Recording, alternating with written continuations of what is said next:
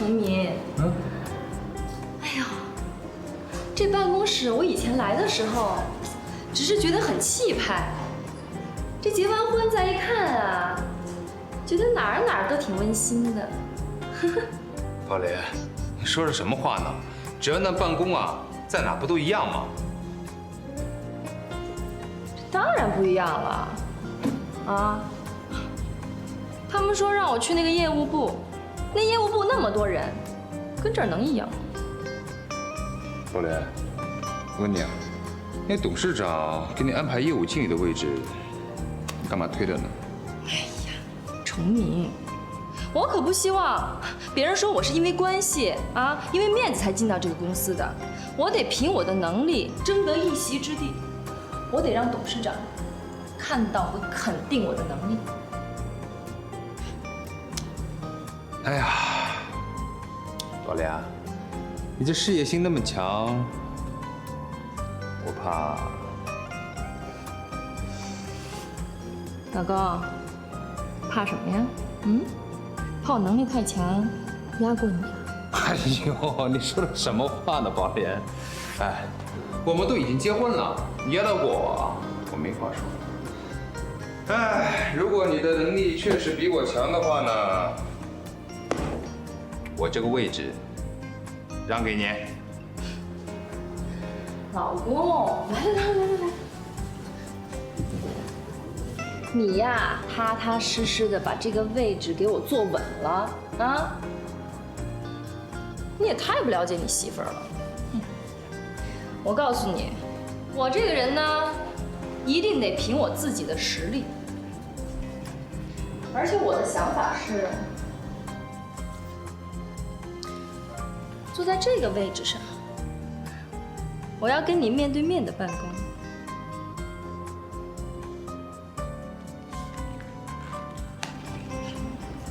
哎，宝莲，别动人家东西。哎呀，我就随便看看嘛。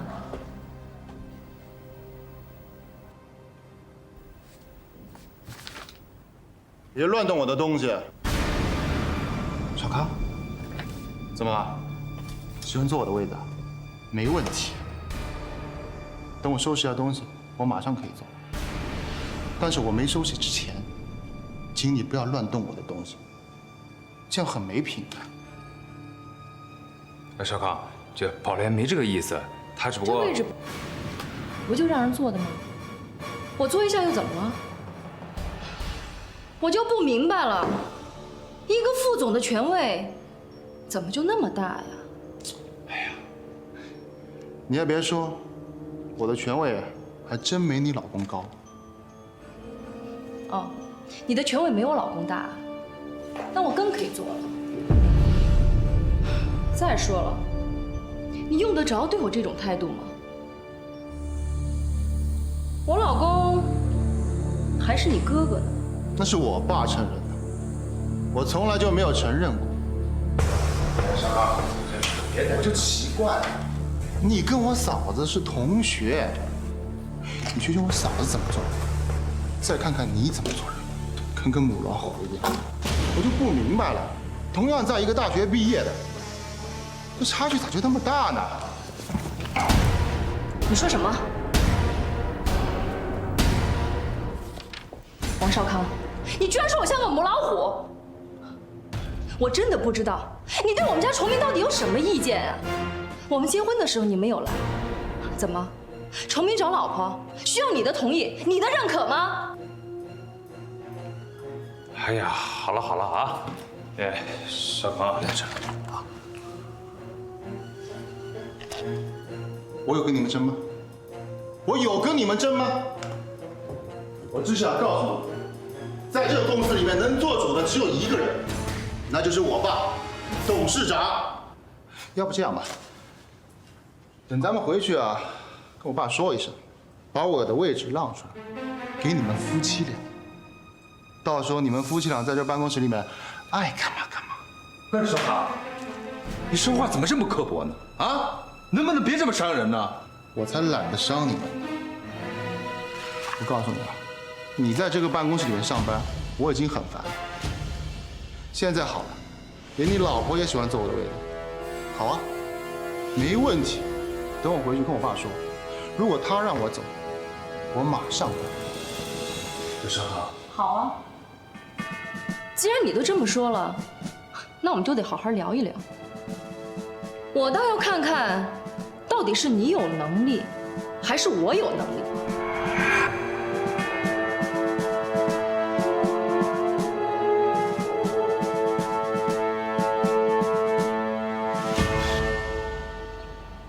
爸，王崇明他老婆，小康，怎么回事这是？啊，招呼都不会打了，叫二嫂。爸，是不是二嫂我们先不谈。既然她不喜欢去业务部，而喜欢坐我的位子，那好，我副总经理的位子让给她吧。这怎么了？这是？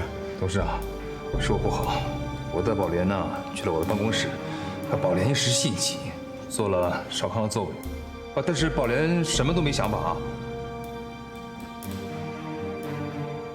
嗨，这点小事儿也至于拿回家来谈吗？董事长，我是无心的坐了一下王副总的位置，可王副总咄咄逼人，说我要抢他的职位，我一下气不过，就回了他几句。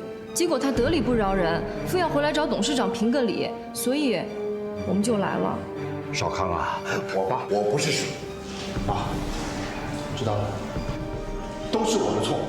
不，少康，我没有说你错啊。宝莲啊，不管你是谁的妻子，或者是谁的亲戚，你都不能随便坐在副总经理的位置上，啊！这件事情我要批评你啊！是董事长，这件事情是我不对，对不起。哎，董事长，这件事情要怪我就好了，不要再提了，自己一家人就不要计较这些了，好不好啊？你们各行其职，把工作做好就行了。我王光耀历来赏罚分明。宝莲啊，如果你认为你真的有能力凌驾于少康之上，那我也不排除擢升你为副总经理。谢谢董事长。爸，怎么了这是？全公司的人都回到家里干什么？有一件很重要的事，我要跟您汇报一下。说。现在欧洲有一笔几百万美元的订单，我可能需要过去一趟。行啊，少华，你比你老爸可强多了啊！带着我们的资金全投到美国的分公司上去了。我们的资金为什么都投到美国去了？因为我们需要先购买原材料。怎么会呢？那之前的几家公司我都沟通过，可是因为他们转投其他的项目已经失利，他们没有钱购买原材料，所以他们联合涨价。这点他们很坚持。那我们就找别的厂家呀。别的厂家原材料更贵，是贵了一些，但是为了公司的信誉呢，我觉得还是能接受的。这样吧，董事长，这件事情就交给我来做吧，尽量我让他们原材料价钱压低一点。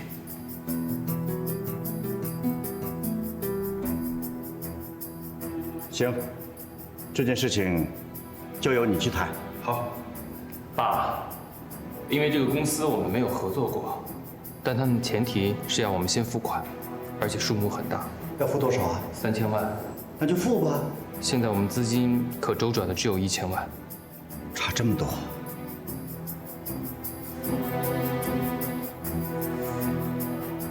爸，我们要不要先试试抵押贷款？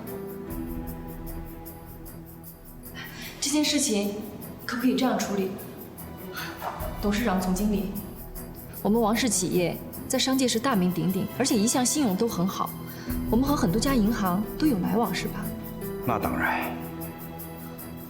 虽然王氏企业做得很大，房地产又多，当然不匮乏财力，但是为什么要白白的浪费利息呢？我觉得我们可以向银行承兑汇票。这个方式我想过，可是爸爸从以前到现在，一直不愿意这么做。他怕原材料供应商会觉得我们王氏企业太霸道，令到他们太没有安全感。不，总经理，用银行承兑汇票是用有限的资金做更大的生意，能解决暂时资金上的不足。以我们王氏企业的信誉，银行一定很愿意为我们提供银行承兑汇票的。我们再把承兑汇票交给原物料商，那原物料商再看到银行的保证，一定会提供原物料给我们。如果原物料商他自己缺钱，就自己贴利息好了。这样一来，我们王氏企业1分的利息都不用出。可我们公司从来没有这么做过。承兑汇票会不会影响我们公司的形象？不会的，少康。承兑汇票对我们来说应用会更灵活。我认为这件事情可以这么做。好，爸，我知道了，我按照您的要求去做。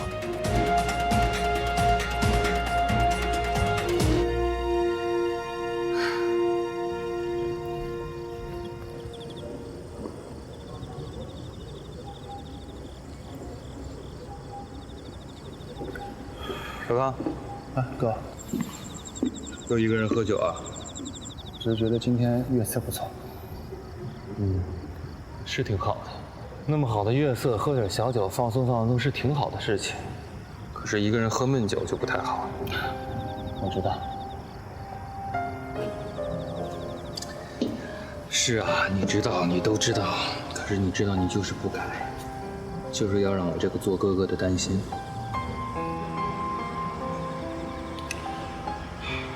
哥，我知道我什么都瞒不了你，我是心情不好。今天方宝莲在我办公室，不但坐我的位子，还对我大呼小叫的。结果爸又怎么对他的？哥你都看到了。少刚，爸一向做人宽宏，加上崇明刚结婚，爸可能对他好一点，宠一点。我觉得是，要好到把我的副总位子给他吗？我从来不觉得方宝莲能够抢走你副总的位置。在我的心里，能够坐这个位置的只有我弟弟王少康。我不光认为他能够做到副总，甚至他可以做到总经理、董事长，他可以超过我。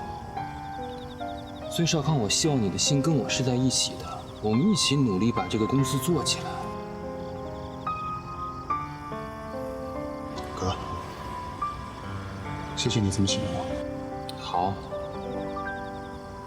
你觉得我信任你？那你跟我说吧，不光是这件事情吧。都过了那么久了，国内所有的医院我都查过问过了，就是没有陈毅的消息。是，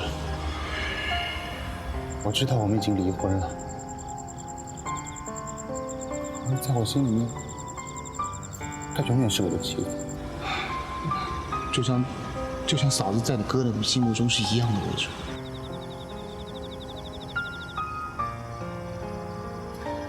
少刚，你的心情我特别的理解。可是你有没有想过，你即便找到他又怎么样呢？爸妈对他的态度你很清楚，你觉得你找到了他，妈妈她就能够……这也是我一直烦的事情。如果真找到了陈宇，妈那边我真不知道该……好，就算你找到了陈宇，我站在你那边，我去给爸妈当说客，跟他们说，你跟他在一起。如果你找到他，他看到你现在这个样子，天天借酒消愁的，他也会不高兴的。所以少刚啊，你一定要振作起来，啊！我会的。过段时间我就要去美国打拼了。哥，你这样去美国？爸让我先去那边把公司稳定下来。少康啊，我真的发现爸妈老了，爸爸想退休了，他想带着妈去环游世界。突然觉得身上的担子特别的重，所以我希望你跟我站在一起，来承担这个责任。那黄崇明呢？我真的不认为黄崇民有任何可以和你竞争的理由。你记住了，只有你才是爸妈的亲生儿子。但是有一点，崇明的身上和你我一样，流着爸爸的血液，所以我们做人要宽厚。不管怎么样，那是上一代的事情。崇明无从选择，你我无从选择，爸爸他也无从选择。哥，如果爸妈一直能这样的跟我说话，我早就可以接受了。你永远都别想，永远都别想着爸妈能够这样说话。父母就是父母，兄弟就是兄弟，兄弟可以是朋友，但是别指望父母可以像朋友那样的跟你说话。哥，你放心吧，你什么都不用担心。如果你真去了美国，第一，我跟黄崇明之间的关系，我会努力去改变；第二，公司国内的业务，我会把它撑起来，甚至做得更好。太高兴你这么说了。你记住了，少康，只有你才是我唯一的亲弟。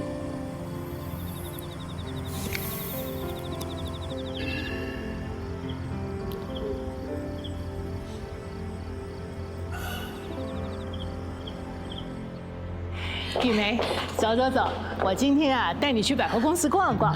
何丽姐真的不用，我衣服已经够多的了。哪够啊？你看看你平常都穿得这么朴素，光耀已经跟我说了，他要我帮你好好的打扮打扮。我都这个年纪了，还打扮什么呀？话可不能这么说呀，人要衣装，佛要金装。你看看我。我不是每天这样全套的换新的，这多好啊！哎呦，何丽姐，我哪能跟你比呢？你看你的身材那么好，气质又很好，穿什么衣服都很好看的。要是这个衣服穿在我身上啊，哎呦，我没这个自信。玉梅，不要这么说嘛，我有自信，你也应该有自信啊。再说，崇明现在已经是公司的副总，你不为你自己想，也得为崇明想想看嘛。是不是？我已经有了，真的。哎呀，好了，你听我的，今天就跟我出去，我一定要把你打扮得美美的，免得有人说我偏心了。走。哎，玉梅，你怎么了？哎，来人了！哎呀，来人了，快！快！玉梅，快，叫车，快叫人！玉梅，你不要紧吧？怎么了这是？哎呦，光耀，你怎么来了？怎么了？我也不知道怎么回事啊，我就照你的意思带他去百货公司逛逛，买衣服，谁知道车还没来他就晕倒了。妈，你怎么了？别笑我啊！哎呀，你怎么不去上班啊？你来这儿干嘛呀？是我打电话让他来的。妈，你好点没？是啊，您到底怎么样了？医生怎么说呀？医生倒没说什么，可能是我前一阵忙崇明他们的事儿吧，再加上天热中暑，就有点不大舒服。哎呀，你自己别瞎猜，得听医生的。留在这儿好好检查检查啊！是啊，我也是这么跟他说的。啊，对了，敏君，我看我们这群人就你比较空，你就留在这儿陪玉梅阿姨，看看检查报告怎么样再说吧。啊，好，妈您放心。要不这样吧，我刚到公司也没那么多事儿，董事长，我能不能晚2天去陪我妈？毕竟我才是我婆婆的儿媳妇儿啊。应该的。对哈，宝莲在这儿陪你啊。董事长、阿姨、明君，谢谢你们照顾我妈了。崇明啊，有时候我觉得你这人挺没礼貌的，有时候我又觉得你挺多礼的。理解。董事长夫人，其实崇明呢是怕你们太辛苦了。哎呦，你看看，宝莲今天挺懂事的，一接到你的消息，马上就赶来了。应该的。宝莲啊，以后你就别董事长夫人长，董事长短的，以后看到董事长呢，你就叫叔叔；看到我就叫阿姨好了啊。好，阿姨，您这么亲切，我当然愿意叫了。好了，你们都去忙吧啊！何丽姐、光耀，谢谢你们啊。那好，你好好休息，崇明也要上班，我跟光耀先走了，我们再来看你。哎，啊，好好，远君，好好照顾阿姨。放心吧，妈。我们走了啊，再来看你。啊好。谢谢阿姨，谢谢董事长。妈，慢慢走。妈，要乖点，听话啊，在这儿好好把身体检查好。你要我不担心，就是你的身体健康啊。放心吧，我会好好做检查的。崇明，你去上班吧，这儿有我在呢啊。妈，那我先走了。哎，去忙。宝莲，那就辛苦你了。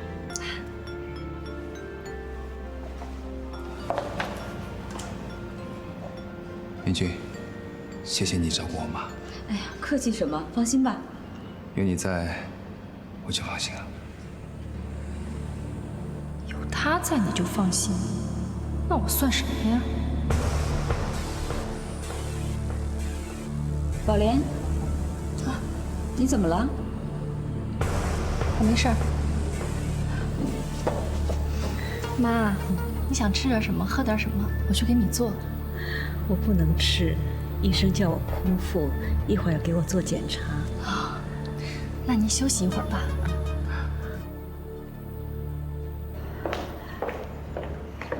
哎呀，何丽姐、光耀，你们都在啊！玉梅回来了，来，快坐下。啊，哎呀，何丽姐，怎么样啊？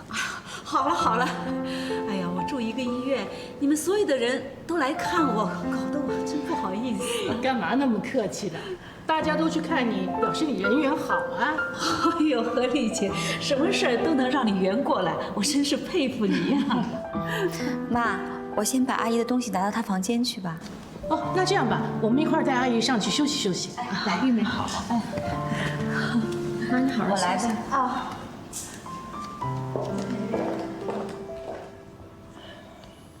宝莲，董事长，哎，在家里不要这么拘谨，坐。谢谢董事长。在家里呀，你不用叫我董事长，其实你可以叫我。我不敢，连崇明都没这么叫您呢，我怎么敢僭越呢？宝莲，我看你知书达理，进退得宜，这说明你是一个有家教、有修养的好女孩啊。这次你为公司提的建议，我认为很好。我现在有心想让你到公司来管理公司的财务，你认为怎么样啊？这，董事长，做什么都无所谓。其实我以前就是学金融的，所以财务这块儿对我来说也是驾轻就熟。不过我这刚一进公司就去管财务，总经理他们会不会不放心啊？自己人管财务有什么不放心的啊？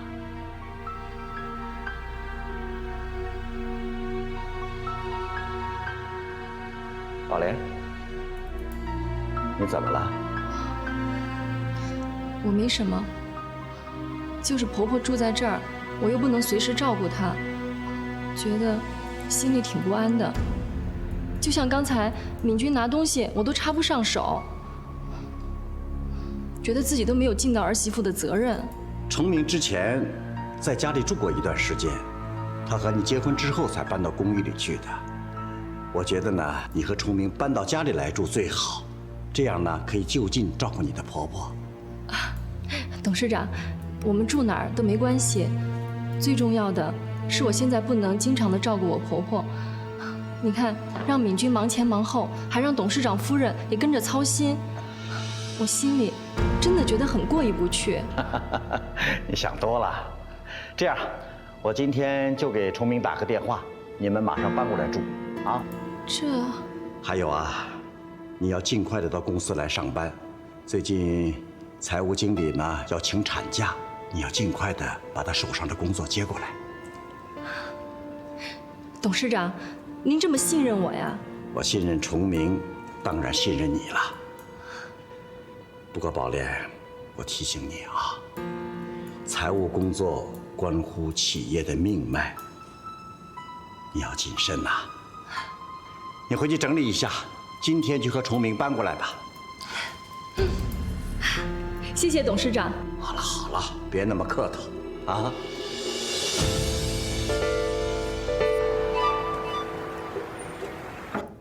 进来。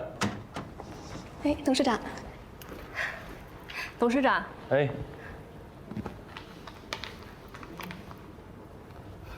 坐，宝莲。不，在公司您是董事长，我只是财务部的经理，怎么能做呢？抛开我们之间的工作关系，你还是敏君的好朋友，让你做你就做。谢谢董事长。其实以后没有外人在的时候，你可以叫我少华。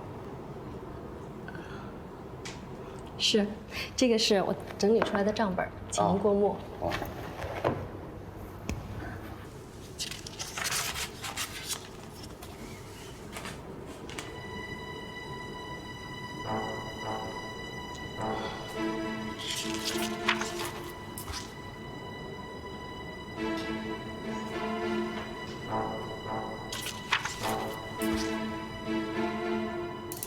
不错。比之前的那个经理做得好，很详细。这都是应该的。要管理这么大一家企业的财务，不认真做怎么行啊？更何况崇明也在这儿，我不能让他失望，更不能让别人笑话他。我能不能请问你个问题啊？你说。敏君为什么不来公司上班呢？他的工作能力也不错的。啊，因为我们家，我妈需要一个好的儿媳妇儿，我需要一个好太太，英杰需要一个好妈妈。我也很想这样，在家照顾好婆婆，做好饭了等老公回家吃，一家人其乐融融的，多幸福啊！哎，你的意思是说你不太喜欢上班？不是，我是说我很向往那样的生活。哦。但实际上，崇明他想靠自己的双手努力工作，将来可以自己买房，还能开自己的公司，而且不花王家一分一毫。他都这么努力，我怎么能落后呢？崇明的心思啊，我很了解。你有空的时候呢，也要跟他说一下，让他放心，爸爸不会亏欠他的，包括你。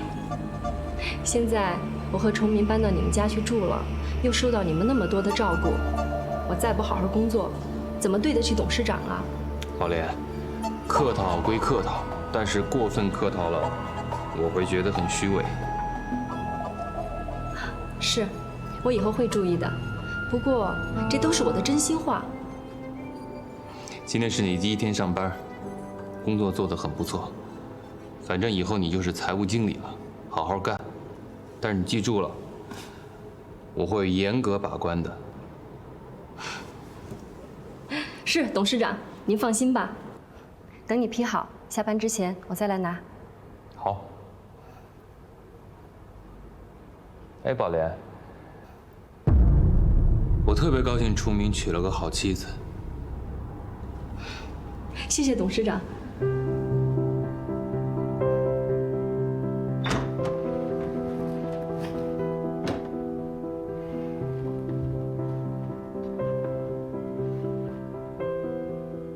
阿姨，这不太好吧？是啊，我也觉得这样不好。年轻人不相信迷信的。其实我也不是很相信，但是看着这个求子符，我还是想试一试。一会儿我偷偷的放到他们房间里去。那好吧，好吧，那就随你吧。我先上去了，累了一天了。哎，你去休息吧。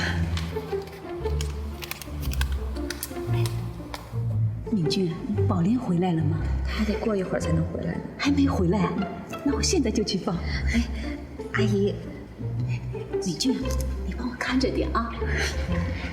哎，阿姨，阿姨，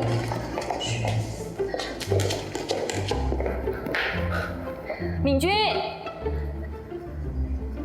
宝莲，宝莲，买菜回来了。是，先把它提进去，回个房间。哎，宝莲，你回房间干什么呀？买菜的时候一个冒失鬼骑自行车的撞了我一下，你看裙子都给我弄脏了啊！我帮你掸掸呗。不用，我这不换啊，心里不舒服。我很快换完就出来跟你一块做饭。我不用了，我来做饭就好了。我很快就下来。宝莲，什么事儿啊？阿姨她，我妈怎么了？啊，没什么。你怎么说话吞吞吐吐的呀？我妈到底她怎么回事啊？是不是不舒服？哦，阿姨她没事儿。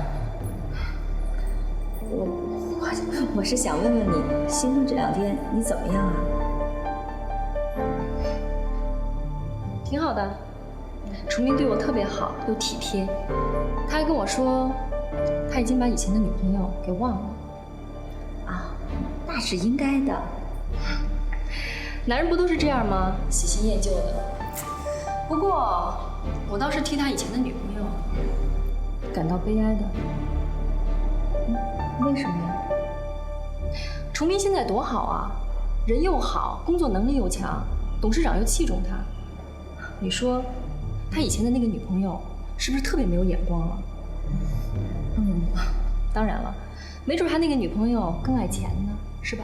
早就找了个大款，已经嫁了。宝莲，这都是别人的事儿，只要你们2口子恩爱，我就放心了。敏君，咱们这么好的姐妹，如果要是不好的男人，你怎么会介绍给我呢？是吧？宝莲，崇明他特别优秀，我跟你说，我知道，他的好不必你说给我听。难道你比我更了解他吗？换了衣服就下来。哎，宝莲，这么长时间了，也不知道阿姨放好了。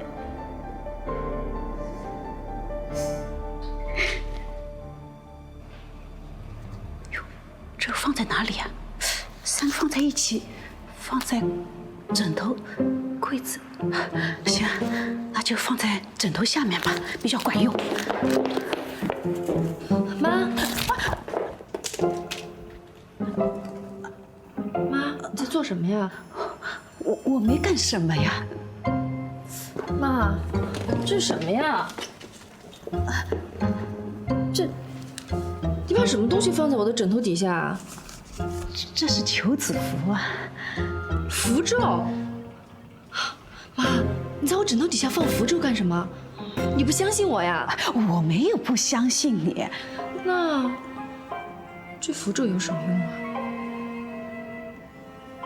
妈，这个符咒不是要让崇明管着我的吧？宝莲，你误会了。这符咒啊，是那敏君的妈妈带我去求的求子符。求子符？是啊。我早就盼着你和崇明给我抱上孙子，敏君的妈妈知道以后啊，就带我去求了这个。她说这很管用的。敏君结婚没多久就怀上了慧仪，你看你和崇明，哎呀，我多么希望你们早点。妈，来，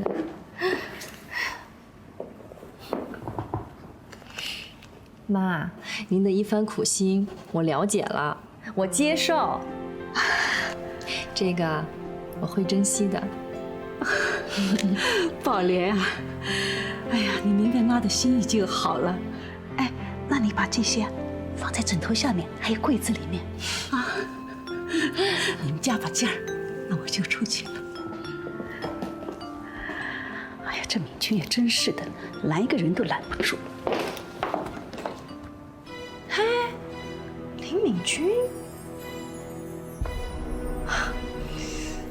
难怪刚才在门口没话跟我找话说呢，这刚成了妯娌就把我当外人了。你能生又怎么样？我和崇明生不生关你什么事？真是。求子符，反正对我也没什么坏处，没准儿能很快给王家生个大胖小子，留着。哼。这儿一个，这儿一个。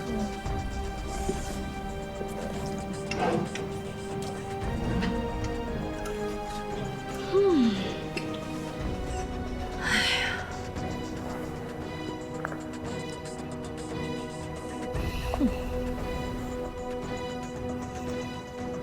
这个林明君，在崇明和我妈眼里就那么好吗？她那个婆婆真够机敏的，她现在还是2个孩子的妈了。我要在这个王家待下去，不是件容易的事。不行，我得赶紧想办法把我婆婆扶正，再让崇明认祖归宗。到时候，我再生一个王家的宝宝。林敏君，我倒要看看，到底是你能干，还是我厉害。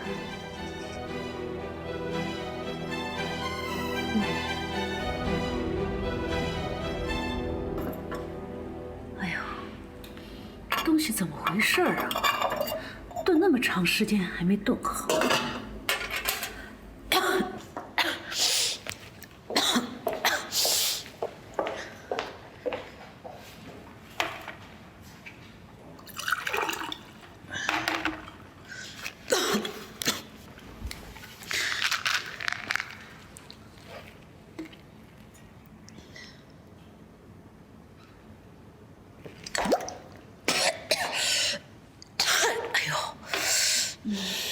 玉梅，怎么了？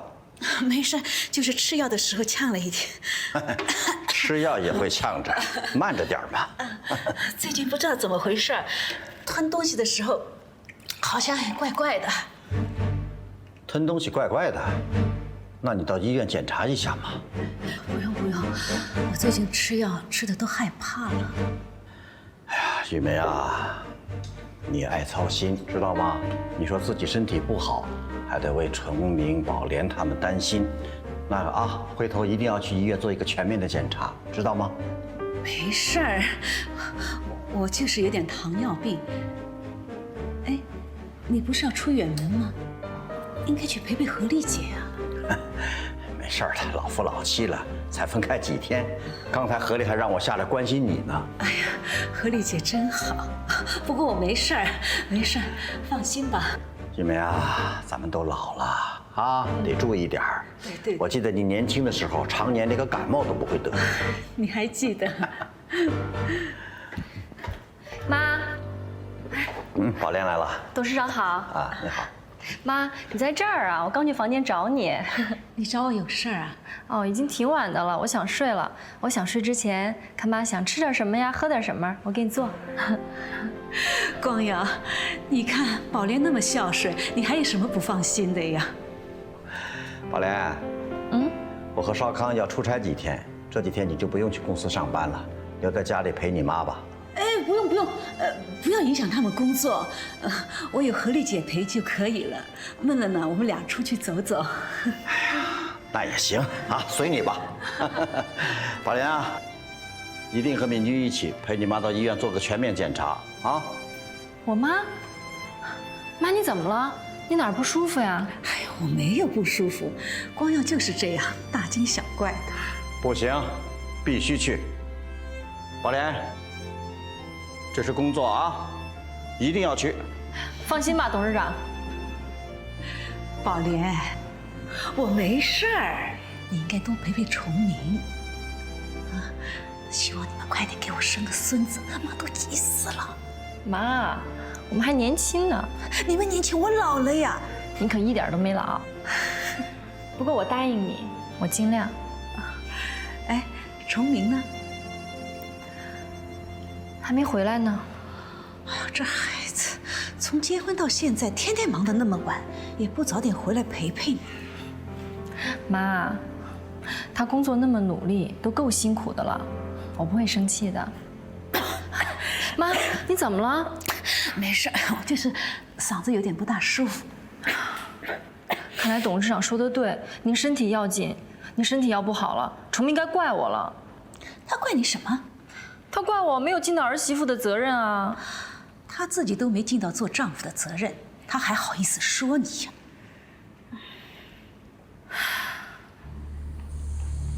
宝莲，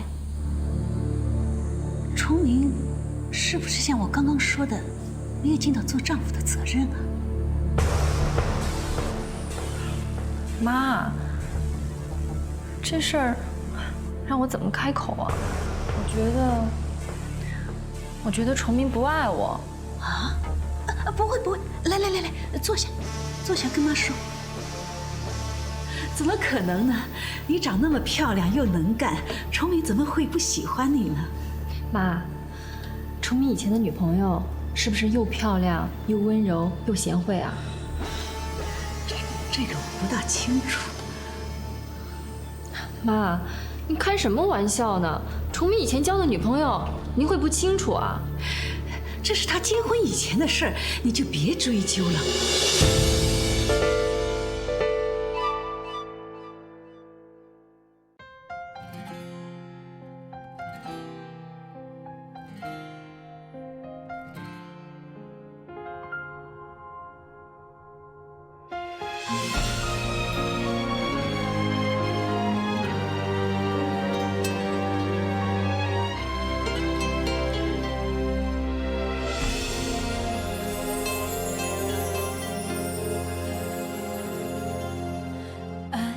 这条路我们好辛苦，流言蜚语比什么残酷？对爱情的信仰支撑我为你付出，不管多苦都要挺得住。这场迷雾看不清做不出，怎么找到幸福？你说算了，放手以后各走各路。心痛不是辛苦付出，没到最后你就认输。我不需要谁的认同和祝福，我只有爱你的天赋。我已没退路，爱到铭心刻骨，你将我推入无尽深谷。